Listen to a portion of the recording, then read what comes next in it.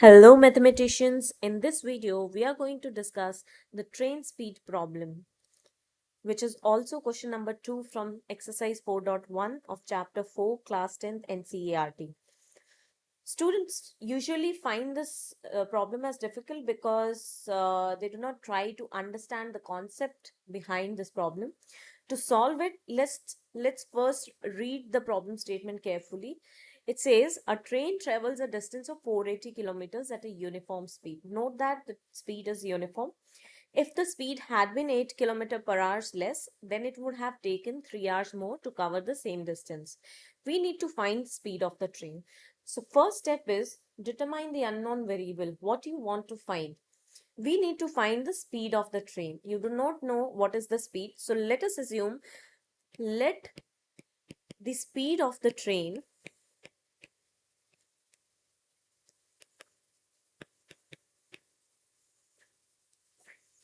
be x kilometers per hour. Okay. So the very important formula that we are going to use here is distance is speed into time. Okay. And we can write time is distance upon speed.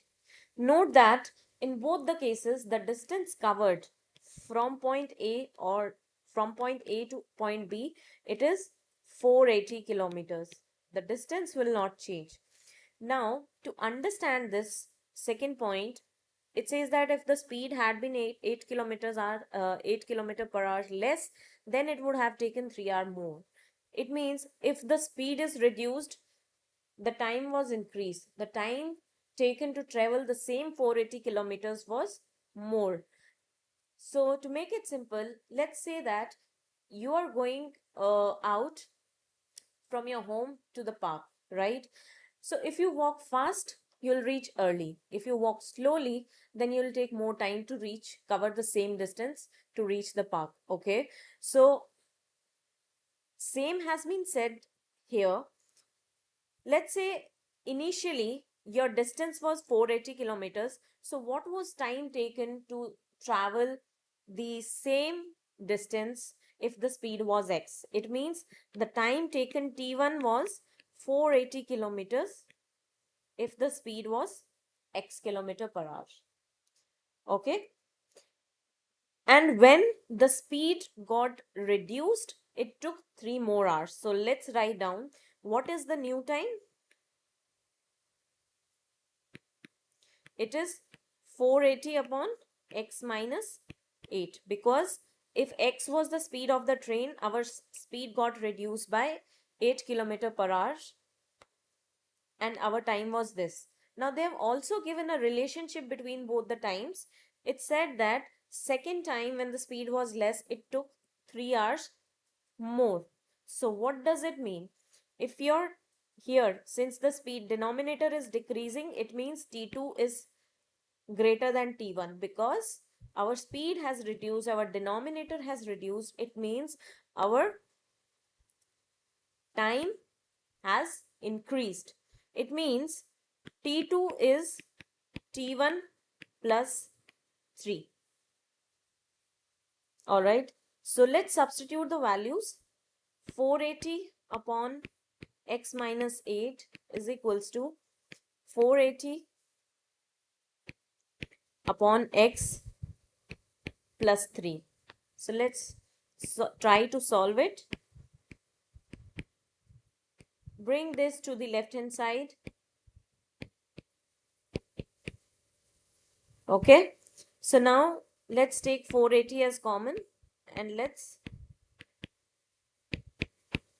write down the equation. Bring this 480 to the right hand side as a denominator.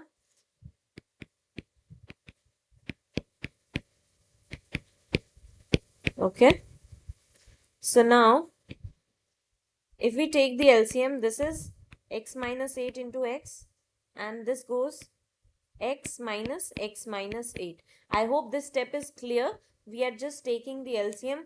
So if the denominator is x minus 8, So we need x here, right, to make it a denominator, minus x into x minus 8. So this is 3 upon 480. It means this is 1 upon 160. We have divided by 3, the numerator and the denominator. Okay. So now solve it. X minus x plus 8 upon x minus 8 into x is equals to 1 upon 160. Okay. So now bring this, we get x minus 8 into x is equals to 1 upon 160. So now let's cross multiply. Okay, so we get x into x minus 8 is equals to 8 into 160. So this is x square minus 8x is equals to 1280. X square minus 8x minus 1280 is equals to 0. So this is your quadratic equation. Okay.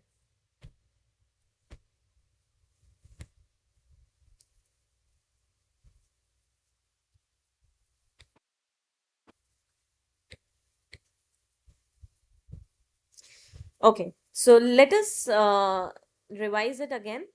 Let the speed of the train be x kilometers per hour, and we are using the formula distance is speed into time.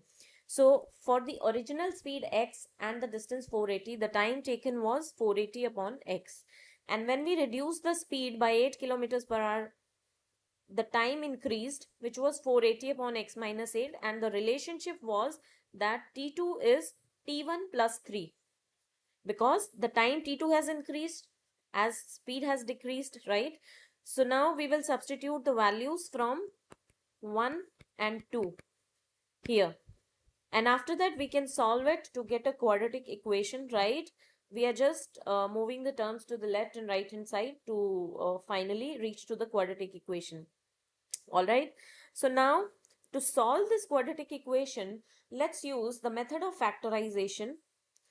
So now you can watch my other videos to learn how the method of factorization works. Okay, so this is, we will multiply the third coefficient and the first coefficient, which is 1 into minus 2180.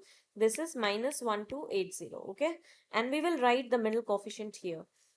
This sign comes here as is, and to make the product negative, the other sign should be positive. Okay, so now since the sum is negative, this has to be a higher number. Okay, this is 40 and the other one is 32. All right, one is minus 40 and one is 32. Now let's split the middle term. We can write x square minus 40x plus 32x minus 1280 is equals to 0. X is common. X minus 40 plus 32 into x minus 40. So therefore we get x minus 40 into x plus 32. We have taken x minus 40 as common. Okay. So now we can write as x is equals to 40 or x is equals to minus 32.